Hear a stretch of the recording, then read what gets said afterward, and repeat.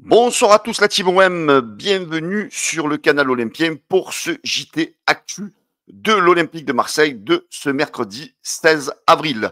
Ouais, j'espère que vous avez passé une très très bonne journée. Voilà, j'espère que ceux qui sont en vacances, vous avez profité. Voilà, pour certains, vous êtes en train de finir votre journée de boulot ou vous l'avez fini. Donc voilà, je vous propose de faire un petit condensé de l'actualité de l'Olympique de Marseille de ce mercredi. En tous les cas, je voudrais vous souhaiter la bienvenue, souhaiter bonsoir à tout le monde, bonsoir et la bienvenue aussi à tous les nouveaux abonnés. Vous êtes beaucoup, hein. D'ailleurs, on a dépassé les 13 000 abonnés sur la chaîne YouTube du canal Olympien. Je voudrais vous remercier de votre fidélité, les amis. N'oubliez pas de liker, de partager ce JT, de vous abonner à la chaîne pour le soutien. Allez, c'est parti les amis, on va attaquer tout de suite ce JT de l'OM. Et voilà, vous l'avez appris cet après-midi, Robinho Vaz a signé, prolongé à l'Olympique de Marseille jusqu'en 2028. Le jeune joueur qui était en provenance de Sochaux, qu'on a vu, voilà, quelques petits extraits de match cette saison, qui a été parfois pas mauvais lorsqu'il est rentré. Voilà, donc la direction de l'Olympique de Marseille a décidé de le prolonger jusqu'en 2028. D'ailleurs, il s'est exprimé en conférence de presse de présentation. Voilà, je vous le cite. Hein, donc, je suis très heureux et fier de prolonger. C'est une part de confiance de la part du club et un honneur pour moi de faire partie de ce projet. Je remercie le président, le directeur sportif, le coach et ceux qui m'aident à progresser au quotidien. C'est une chance incroyable de côtoyer de grands joueurs. Ça me pousse à me surpasser à l'entraînement tous les jours. Voilà, donc a priori, voilà, il y a des joueurs a priori qui n'en donnent pas assez aux entraînements. Et lui, a priori, bon, il doit assez donner, il doit pour que les dirigeants aient eu l'envie de le faire prolonger. Donc, il poursuit Robinho Vaz en disant quand j'ai joué au Vélodrome la première fois, j'ai eu beaucoup de frissons, c'était incroyable. Ça me donne envie de tout donner à l'entraînement pour le revivre de nombreuses fois. Le coach fait jouer les jeunes, il nous donne sa confiance, à nous de lui redonner la confiance qu'il nous a donnée. Rien n'est acquis, ce n'est que le début. Je vais tout donner pour porter ce maillot le plus longtemps possible et rendre fier le peuple marseillais. À très bientôt. Allez l'OM. Voilà, hein, donc on a un jeune qui est heureux de signer et de prolonger jusqu'en 2028 son bail avec l'Olympique de Marseille. Voilà, on espère que ce sera une réussite et qu'enfin un jeune réussisse à devenir très grand avec l'Olympique de Marseille. Donc bonne chance à toi, Robinho Vaz, qui a de grosses qualités, pourquoi pas, pour réussir du côté de l'OM. Alors aujourd'hui, au niveau des rumeurs mercato, alors vous savez que bon, ce ne sont que des rumeurs, hein, parce que bon, le mercato, il est loin de commencer. Là, a priori, selon le média turc NTV, l'OM serait intéressé par le profil de Alexander Djikou, 30 ans, qui est actuellement au Fenerbahçe. Le Stade Rennais serait aussi également à l'affût pour le défenseur central du Fener. Donc, qui est en fait ce joueur, hein, donc il est né à Montpellier, il est de nationalité ghanéenne, il a 30 ans, donc il est coté autour de 7,5 millions d'euros sur Transfer Market. C'est un joueur donc qui a donc comme position principale défenseur central. Il peut jouer aussi éventuellement arrière droit ou milieu défensif. Voilà, c'est un joueur qui peut éventuellement être polyvalent. Voilà, c'est un joueur avec un beau gabarit, 1m82. Il est actuellement en contrat avec le Fener jusqu'en 2026, exactement jusqu'au 30 juin 2026. Après, bon, quand on regarde son parcours, ce n'est pas non plus un joueur qui a vraiment une grosse expérience dans des grands clubs. Hein.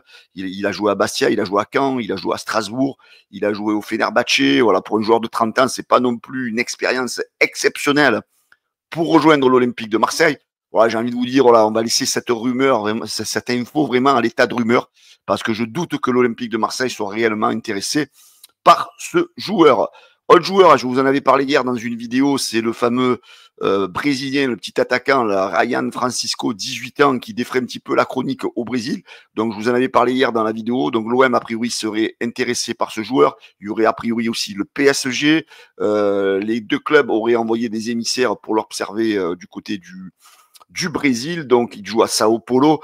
Après, voilà, c'est vrai que bon, si les deux clubs sont intéressés, je vois pas comment l'OM pourra lutter face à Paris. Mais voilà, donc c'était juste une information que je voulais éventuellement vous faire passer.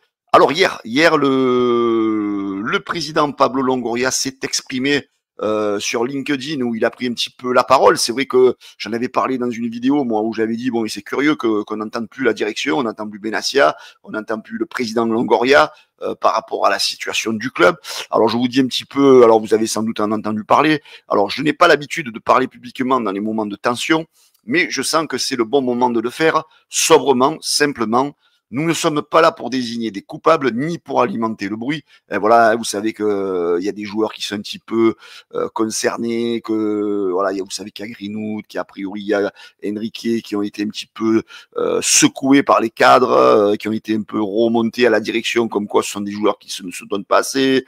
Après, il y a aussi cette fameuse histoire de la top. Voilà, on a l'impression que le président Longoria essaye d'étouffer un peu tout ça.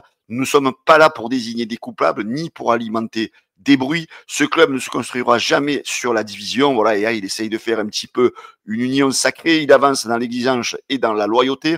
Notre objectif aujourd'hui est clair. Gagner contre Montpellier, eh ben, c'est la moindre des choses. Hein. Les 2 prochains matchs au Vélodrome, de toute façon, si tu veux rester à la lutte pour te qualifier en Ligue des Champions, il faudra battre Montpellier et derrière Brest. Il faudra prendre 6 points sur 6 pour éventuellement espérer des faux pas de nos adversaires et se relancer dans cette lutte à la Ligue des Champions. Nous restons 3e et nous avons notre destin entre les mains. C'est sûr que pour l'instant, l'OM est maître de son destin. Il reste 5 matchs. Si tu gagnes tes 5 matchs, eh ben, tu es sûr d'aller en Ligue des Champions. Voilà, le calcul, il est simple. Tu veux aller en Ligue des Champions, il faut gagner les 5 matchs. C'est ça. Nous avons le destin entre nos mains.